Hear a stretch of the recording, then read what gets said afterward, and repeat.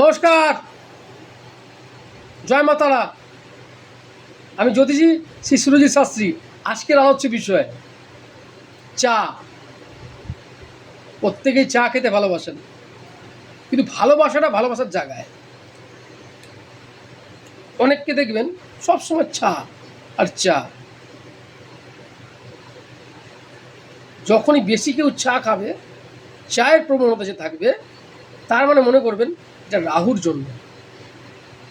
বুঝে নিতে হবে এত চা খাওয়ার কারণ রাহুর কিছুটা সমস্যা এবং ডিস্টার্ব আছে। সমাধান এটা পরে বলব।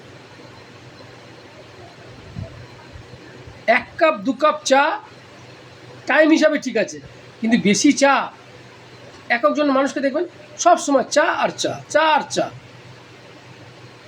দিনে 10 বার 10 কাপ 15 কাপ চা খাচ্ছে। এটা কিন্তু খুব খারাপ জিনিস। মানে তার রাহু কিন্তু ডিস্টার্ব আছে এবং দুর্বল আছে। জয় মাতারা। আজকে এটুকু আলোচ্য বিষয়, আগামী দিনে আরও তুলে ধরবো।